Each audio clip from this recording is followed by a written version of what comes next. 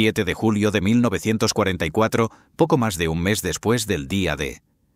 Una carretera secundaria cerca del pueblo de La Haye-Dup, en el norte de Francia. Era de la tarde. El aire estaba cargado de humo y niebla, y el cielo colgaba bajo como una manta a punto de caer. El soldado Thomas Hawkins, un joven de 24 años de Lancaster, Pensilvania, se agachó detrás de un seto roto. Estaba cubierta de barro y sudor, y una mancha de sangre le corría por encima de la ceja. Delante de él se alzaban los restos destrozados de un cañón antitanque de 57 milímetros. El visor se había destrozado esa misma mañana. Solo quedaban 4 proyectiles perforantes, sin radio, ni refuerzos, ni órdenes. Desde la distancia llegaba un grave y constante, como un trueno que retumbaba sobre el hormigón. Una columna de Panzers alemanes, múltiples tanques, al menos 10, tal vez más. Las bestias de acero de la maquinaria bélica nazi se acercaban, avanzando más rápido de lo que había advertido la inteligencia. Se dirigían directamente por esa estrecha carretera, la única ruta de suministro hacia la posición avanzada de los aliados. Hawkins sabía la verdad. La línea no aguantaría.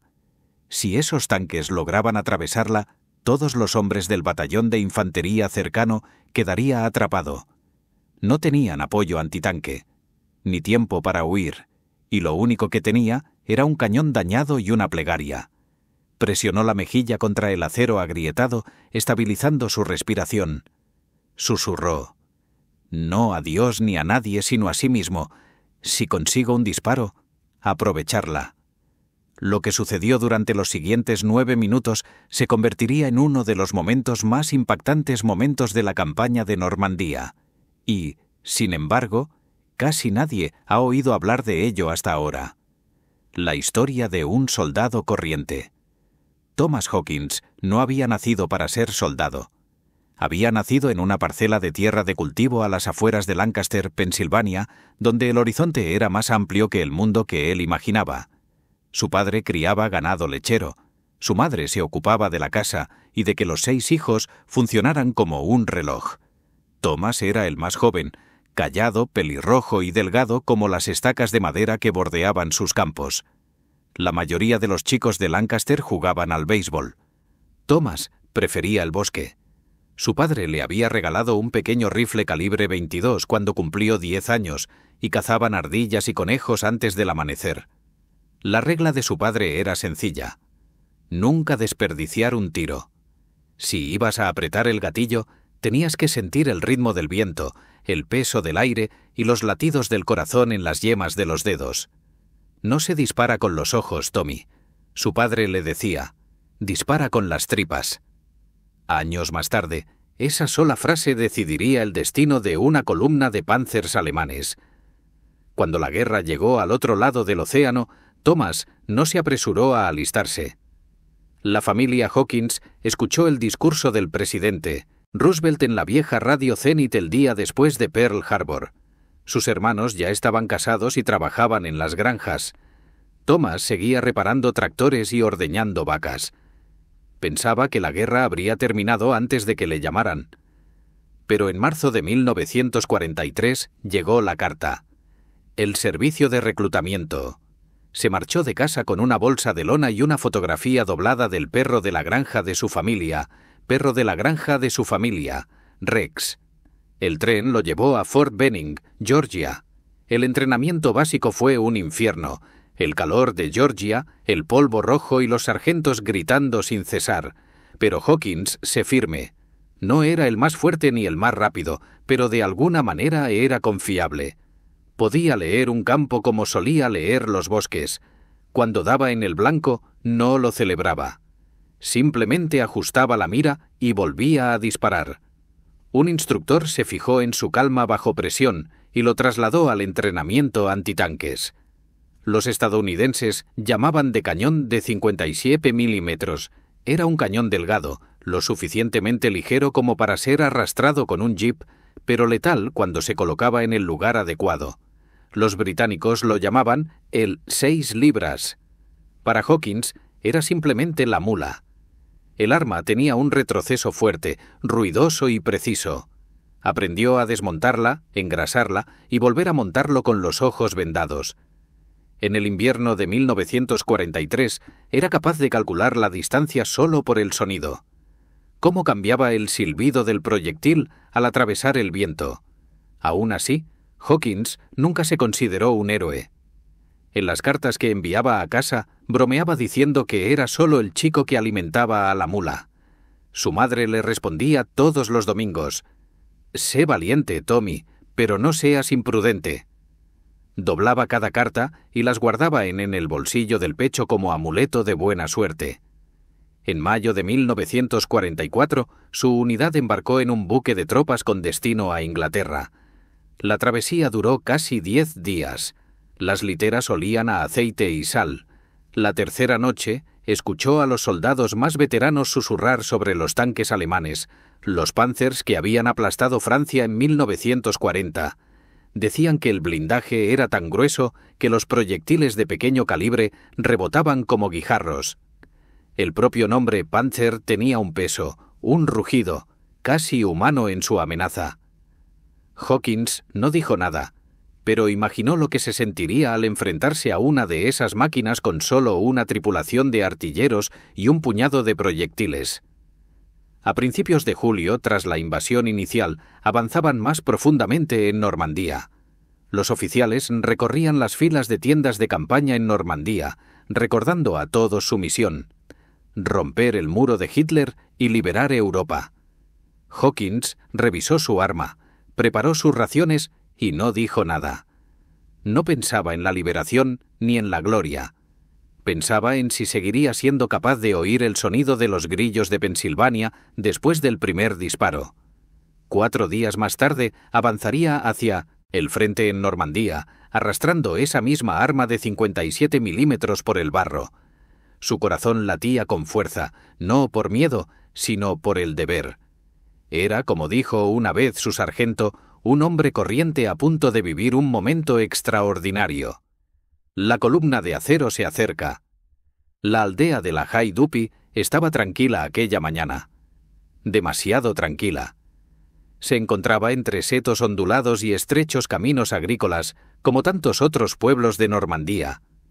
Casas de piedra, tejados de pizarra y olor a tierra húmeda. Para el 7 de julio de 1944, la línea del frente estadounidense había avanzado hacia el sur, desde Utah Beach a través del Seto. El plan era avanzar hacia el sur, interrumpir los refuerzos alemanes y tomar las carreteras clave antes de que pudieran reagruparse. Pero los servicios de inteligencia habían pasado por alto un dato crucial. Una columna de tanques alemanes se desplazaba rápidamente hacia el norte. El soldado Thomas Hawkins y su equipo de artillería habían recibido la orden de mantener el acceso a la ciudad. Su cañón antitanque de 55 milímetros estaba situado cerca de una hilera de árboles que dominaba una estrecha carretera de grava.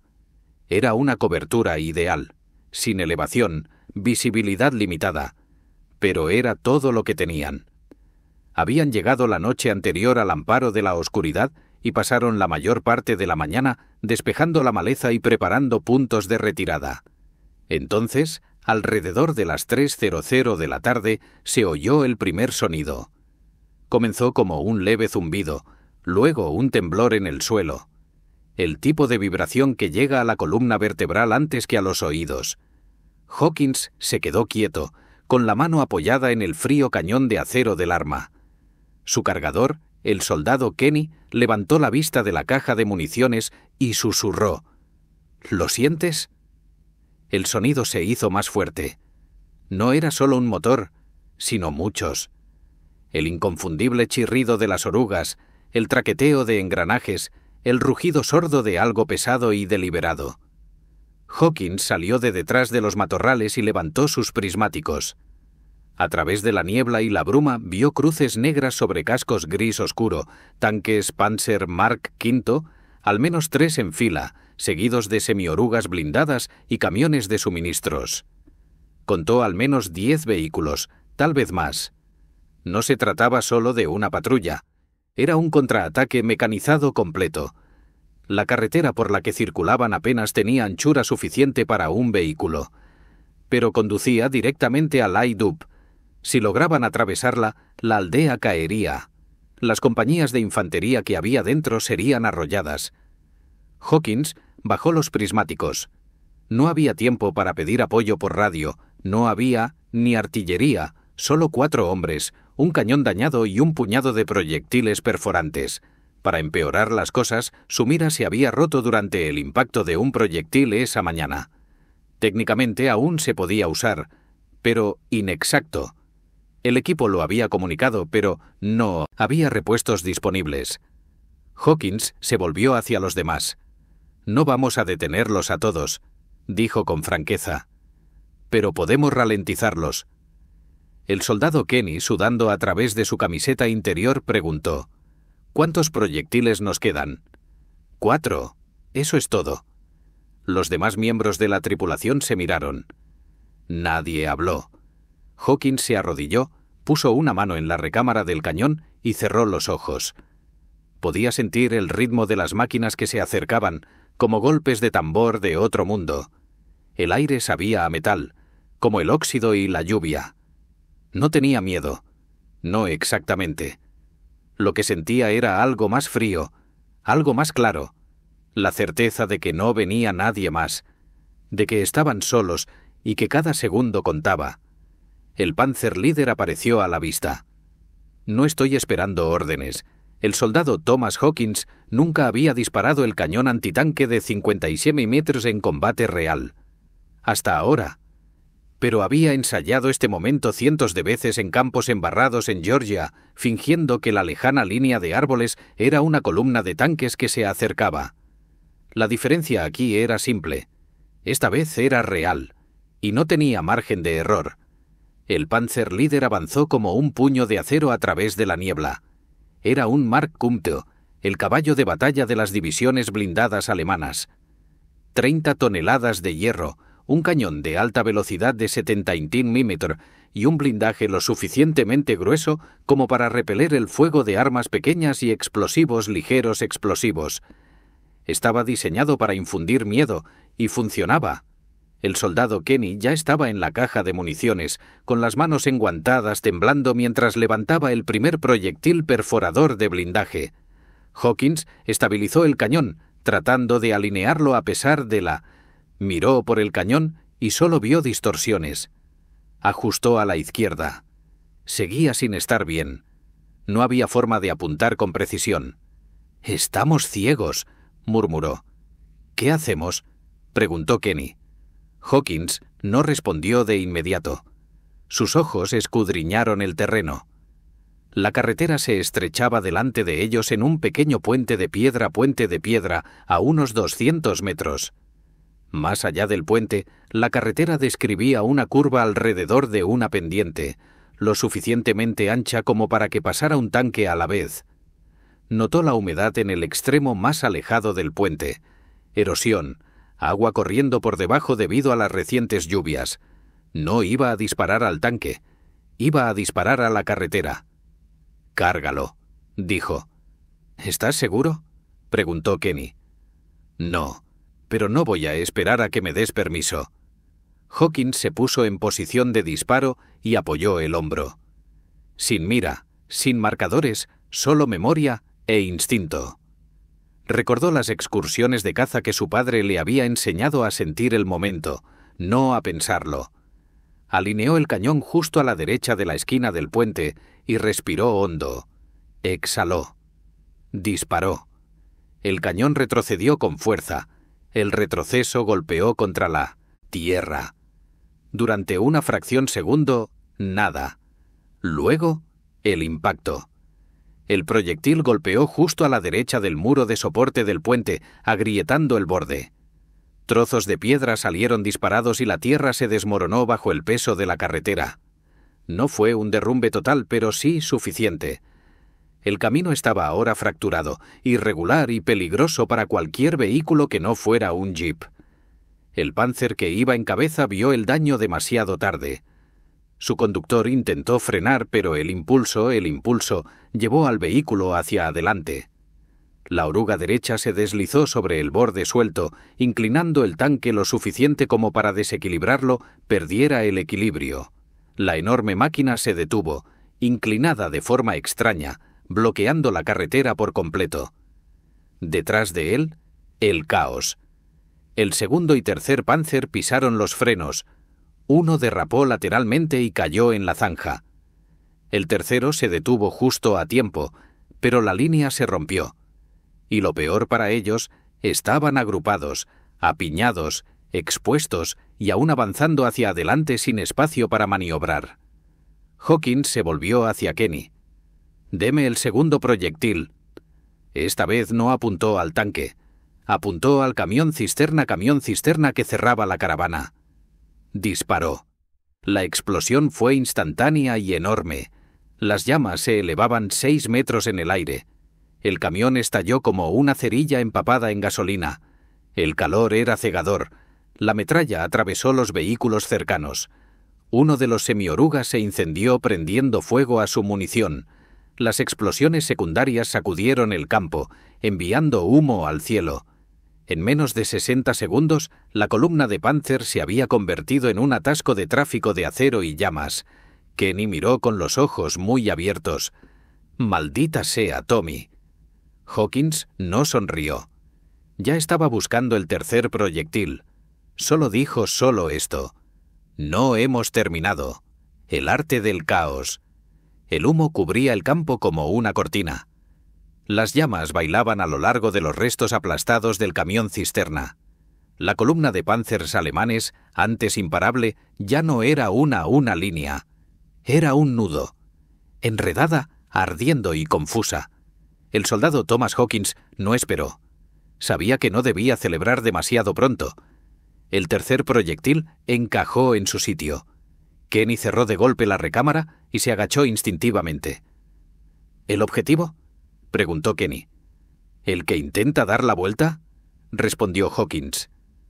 Uno de los Panthers, elegante, fuertemente blindado y más potente que el marca B estándar, había retrocedido hasta un claro, intentando salir marcha atrás de la zona de la emboscada. Era el único tanque con espacio suficiente para girar. Si escapaba, podría flanquear la línea estadounidense o, peor aún, pedir refuerzos. Hawkins ajustó ligeramente el cañón, calculando la elevación y la distancia de memoria a memoria. No dijo nada. Simplemente apretó el gatillo. El proyectil de 57 mm silbó a través del aire lleno de humo y golpeó la parte trasera del Panther. El impacto no lo destruyó por completo, pero inutilizó el motor. El humo negro se elevó desde la parte trasera. El tanque se tambaleó unos metros hacia adelante y se detuvo en el sitio. Ahora los alemanes estaban entrando en pánico. Voces en alemán gritaban órdenes desde los tanques y semiorugas. Algunos soldados desmontaron y corrieron a refugiarse. Otros disparaban a ciegas hacia el árboles, buscando a un enemigo que no podían ver. Los estadounidenses, solo 4 detrás de un cañón roto, media docena de proyectiles y una cobertura que se desvanecía. Pero Hawkins tenía algo que los alemanes no tenían. Tenía el control del ritmo. Cada vez que disparaba, los obligaba a reaccionar. Cada retraso, cada explosión, cada destello de duda en los ojos del enemigo era suyo. «Proyectil número 4», gritó Hawkins. Kenny dudó. «Solo nos queda uno después de este». «Entonces hagamos que este cuente». Giró el cañón hacia el centro de la carretera, donde 2 tanques habían quedado atascados en medio de la confusión. Uno había intentado maniobrar alrededor de él, pero había golpeado a su compañero. Sus orugas se habían atascado. Un blanco. El cañón volvió a disparar. Esta vez, el proyectil impactó por debajo de la torreta del Mark V delantero. Chispas y llamas brotaron de debajo. El tanque se balanceó violentamente y luego se detuvo por completo. No explotó, pero estaba muerto, inutilizado. Un cadáver de 50 toneladas justo en medio de la zona de combate. Por primera vez desde que comenzó la emboscada, Hawkins oyó algo nuevo.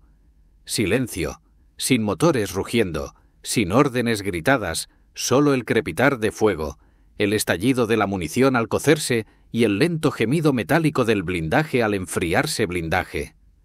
La columna de Panzers estaba paralizada, atrapada entre un puente derrumbado y rutas de escape bloqueadas.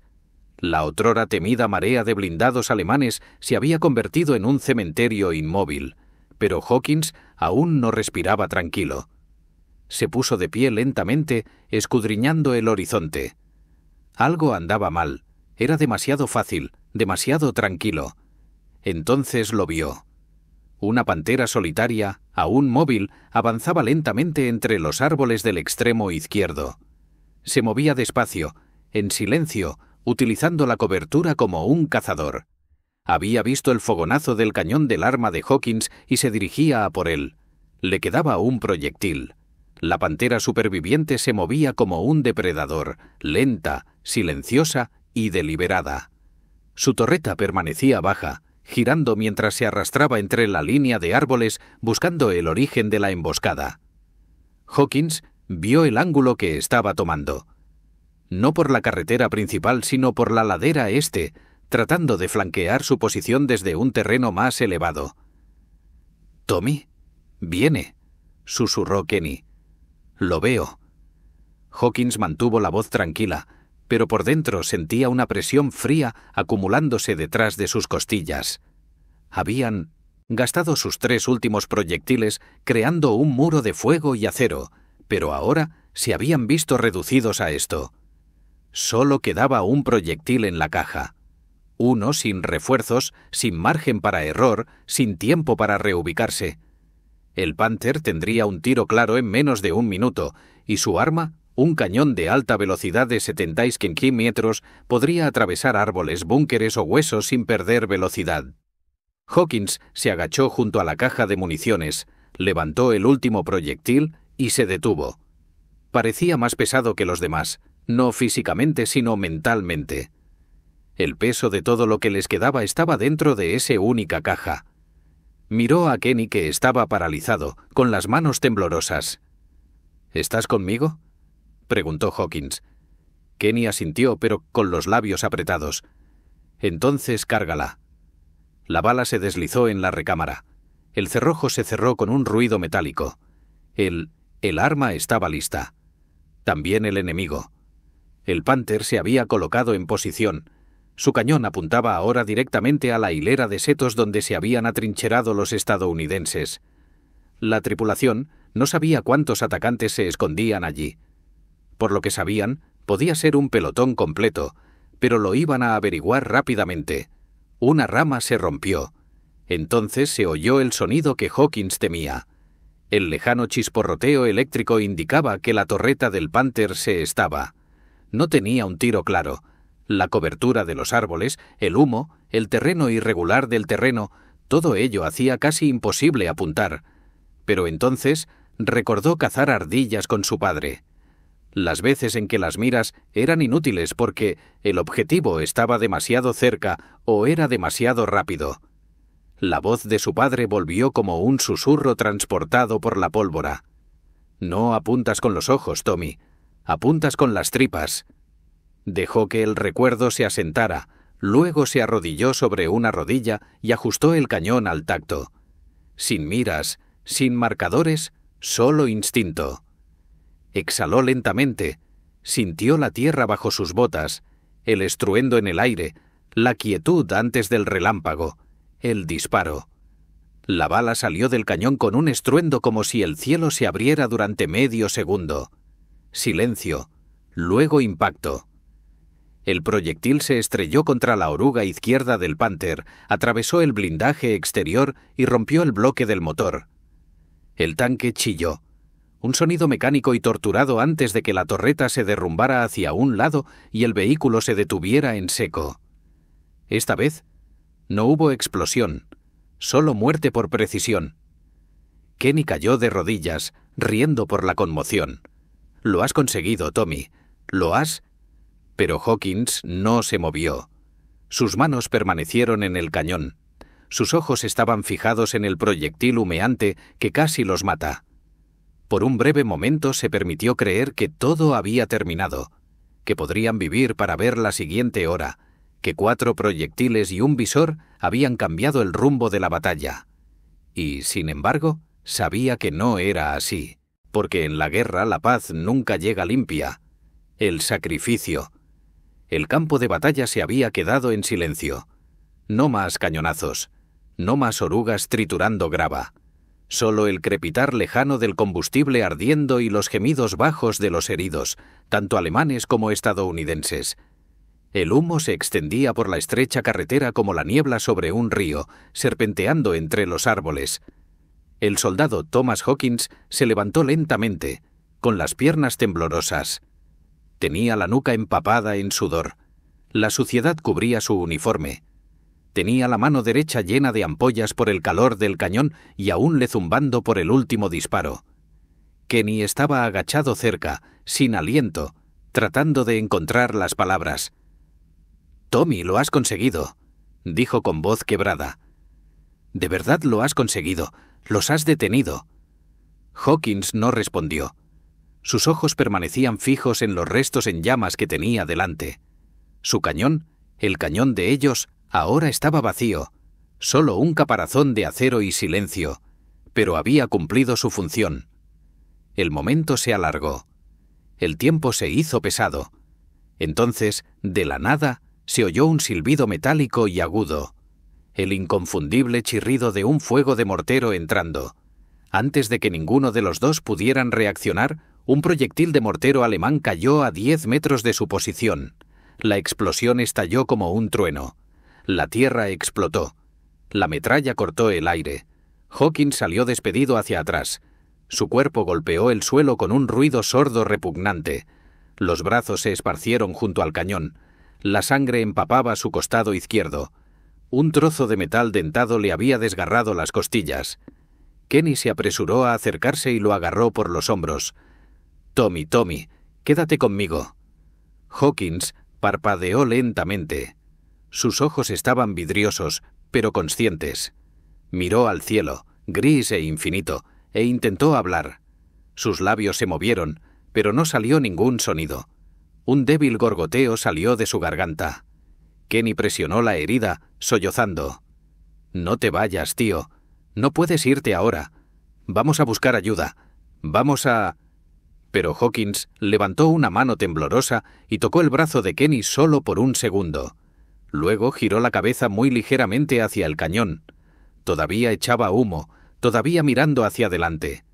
Su boca se movió de nuevo, esta vez en un susurro, apenas audible debajo del estruendo del fuego. «Dile que aguantamos». Sus ojos no se cerraron. Simplemente dejaron de moverse. Aún abiertos, aún enfocados, siguieron vigilando. Kenny se quedó allí sentado, abrazando a su amigo, hasta que llegaron los médicos 20 minutos más tarde. Encontraron el cañón sin tripular, manchado de sangre, apuntando todavía al lugar donde había muerto la última pantera. Y junto a él, el soldado Thomas Hawkins, en silencio, inmóvil, con una mano apoyada en la palanca rota, como si nunca la hubiera soltado. Nunca corrió, nunca se estremeció, nunca retrocedió y nunca vio el mundo que salvó, después del humo. Para cuando llegaron los refuerzos, el sol había comenzado a ponerse detrás de las bajas colinas normandas. El aire estaba cargado de hollín. El suelo temblaba, ya no por los tanques, sino por el silencioso pisoteo de las botas, que se movían con cautela entre los restos humeantes. Un jeep de exploración de la 79ª División de Infantería se detuvo en el borde lugar de la emboscada. El teniente Randall Woods salió, observando la escena con incredulidad.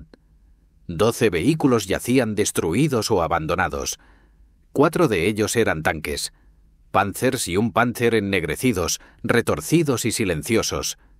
Un camión cisterna había quedado reducido a un esqueleto carbonizado.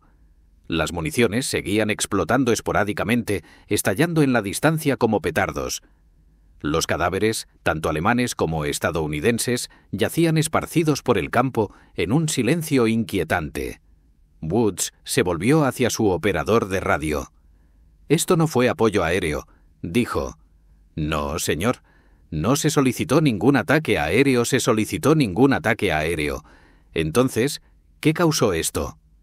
Los médicos encontraron al soldado Kenny sentado junto a un cadáver cubierto con una lona empapada en sangre. Hawkins, con una mano todavía cerrada cerca del cañón. Kenny no lo soltaba, no hablar al principio. Solo miraba al frente, con los labios apretados y la mandíbula apretada, como si guardándose algo en su interior que nunca podría decir en voz alta. Finalmente, un capellán se arrodilló a su lado y le preguntó: ¿Murió rápido? Kenny respondió suavemente: murió defendiendo su posición. El teniente Woods ordenó una. Sus oficiales midieron los impactos de los proyectiles, los ángulos de los cráteres y las trayectorias dañadas. Solo encontraron una posición antitanque estadounidense. El cañón de 57 milímetros con la mira destrozada y cubierta de polvo y sangre. El cañón aún echaba humo. No tenía sentido. Calcularon las probabilidades. 4 proyectiles utilizados, 4 impactos confirmados. Todo en cuestión de minutos. Todos con una sincronización perfecta. Todos sin un emplazamiento operativo.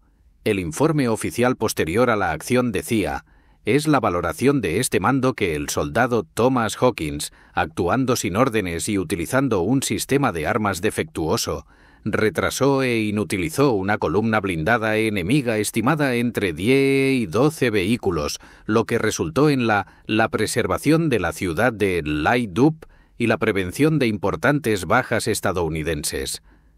La noticia comenzó a difundirse. Al principio solo entre las tripulaciones de artillería, luego entre las unidades de tanques y, finalmente, por todo el cuartel general de la división. Los rumores seguían un patrón. ¿Has oído hablar del granjero pelirrojo con el cañón averiado? El tipo que detuvo toda la columna con un solo disparo apuntó sin mirilla. Dijo que apuntó con su instinto. Al principio nadie lo creyó. Del todo, pero tampoco. Nadie podía explicarlo. En los días que siguieron a la batalla, el campo cerca de la High-Duppy se convirtió en tierra sagrada. Los soldados de unidades cercanas pasaban por allí y se detenían a mirar los restos, algunos en silencio, otros con incredulidad. Lo que parecía un punto fuerte estadounidense era en realidad solo un cañón y un hombre muerto que se había negado a moverse. La noticia se difundió más rápido de lo que nadie esperaba. Un sargento de la 100ª División Aerotransportada lo llamó el álamo de un solo hombre. La tripulación de un tanque británico que pasaba por allí lo calificó de locura, pero una locura bendita. Un soldado de infantería canadiense se arrodilló junto al cañón roto, colocó una galleta de ración sobre la recámara y susurró al tipo que no pestañeó. Pero el papeleo fue más lento. Los informes de condecoración tardaron 2 semanas en llegar al escalón de retaguardia. Tardaron 3 más en recopilar los testimonios de los testigos, las evaluaciones del campo de batalla y la verificación de las órdenes. Se aprobó una estrella de plata. Luego, una cruz por servicio distinguido, una de las mayores condecoraciones que el ejército de los Estados Unidos puede otorgar por valor bajo fuego enemigo. Para entonces, Thomas Hawkins ya había sido enterrado. Lo enterraron en el cementerio americano de Normandía, a las afueras de Colleyville-sur-Mar. Parcela D, fila 23, tumba número 18, cruz blanca. La inscripción era sencilla. Soldado Thomas J. Hawkins, Pensilvania, 7 de julio de 1944. Tenía 24 años. Su madre recibió primero el telegrama, entregado en mano. Luego llegaron las medallas. Luego llegó la carta, la que se encontró en el bolsillo de su pecho, manchada de sangre pero intacta. Estaba fechada el 6 de julio, el día antes de la emboscada. Había escrito: «Querida mamá, cuando que leas esto, estaré en lo más profundo de Francia. Dicen que pronto avanzaremos. Todos tienen miedo, pero no lo admiten. Yo también. Supongo que solo quiero cumplir con mi parte y volver a casa. Si no lo consigo, espero que no llores demasiado. No escribo esto porque creo que voy a morir. Lo escribo porque he visto a hombres buenos hacer cosas valientes, y pienso que, si llega el momento, quiero que sepas que lo intenté. Si no vuelvo, dile a papá que me acordé de las ardillas. Él lo entenderá. Te querré siempre, Tommy. Su madre guardó la carta en su Biblia durante el resto de su vida. Años más tarde, cuando se construyó un monumento a los caídos en el condado de Lancaster, ella asistió a la inauguración con serena dignidad. No lloró. Solo miró la piedra. Tocó con su mano enguantada el nombre de su hijo y dijo que él nunca fue imprudente. Simplemente no esperaba permiso para hacer lo que era correcto. Pasaron décadas. La guerra terminó. Las ciudades se reconstruyeron, las naciones siguieron adelante. Pero la historia de Thomas Hawkins no desvaneció. Vivió en las historias del campo de entrenamiento que pasaban de los instructores a los reclutas. Se citaba en los manuales de campo, no por su nombre, sino como un caso de estudio en situaciones de combate. En Fort Sill, Oklahoma, a los nuevos artilleros se les mostró una vez un diagrama de una emboscada en Normandía, etiquetado simplemente como «Posición de Hawkins». Nunca fue famoso, nunca apareció en una película. No hay ninguna estatua con su efigie. Sin embargo, entre los hombres que sabían lo que significaba enfrentarse a un Panzer con nada más que agallas y acero, su nombre tenía peso. Y en Normandía, los lugareños lo recordaban. La carretera donde tuvo lugar la batalla fue rebautizada más tarde en un silencioso homenaje como Chamandou Canon Solitaire, la carretera del cañón solitario. No hubo ceremonia ni corte de cinta, solo un cartel de madera clavado en un poste donde florecen amapolas cada mes de julio. Cada año, en el aniversario de la batalla, un pequeño grupo de escolares franceses acude a colocar flores en el antiguo seto. La mayoría no conoce toda la historia, pero sus profesores les dicen: «Un hombre se mantuvo firme aquí, y gracias a que se mantuvo firme, somos libres». Cuando oímos historias como esta, etiquetarlas como mitos, asumir que ninguna persona real podría enfrentarse solo a los tanques, el fuego y el terror y ganar. Pero la verdad es que las guerras no las ganan solo los generales, los bombardeos aéreos o los mapas bien trazados. A menudo se deciden en lugares que nadie había previsto, por personas que nadie esperaba. Personas como el soldado Thomas Hawkins. No era un personaje extraordinario. No tenía una puntería perfecta. No intentaba ser un héroe. Simplemente entendió algo que muchos olvidan: que ante una fuerza abrumadora, lo único que ningún enemigo puede predecir es el valor. Su mira estaba rota. Su equipo se había dispersado. Su arma estaba obsoleta. Pero su voluntad seguía intacta, inquebrantable. No provenía de su rango ni de su reputación. Provenía del recuerdo de la voz de su padre, de los campos de Pensilvania, de un pequeño rifle de caza y de una regla tan antigua como la guerra misma: «Nunca desperdicies tu disparo». Hawkins no apuntó con los ojos, sino con su vida. No solo detuvo una columna de tanques, impidió que el miedo avanzara ni un centímetro más. Y al hacerlo, nos recordó que el campo de batalla no siempre es un lugar. A veces es un momento, una respiración, una elección, un disparo. Él tomó la suya y valió la pena. Ahora queremos saber tu opinión. ¿Qué parte de la historia de Thomas Hawkins te ha impactado más? ¿Su último disparo, su carta a casa, o simplemente el hecho de que nadie esperaba que cambiara la historia y, sin embargo, lo hizo? Cuéntanoslo en los comentarios. Y si crees que más gente debería conocer historias como esta, historias que los libros de historia a menudo dejan atrás, comparte este video.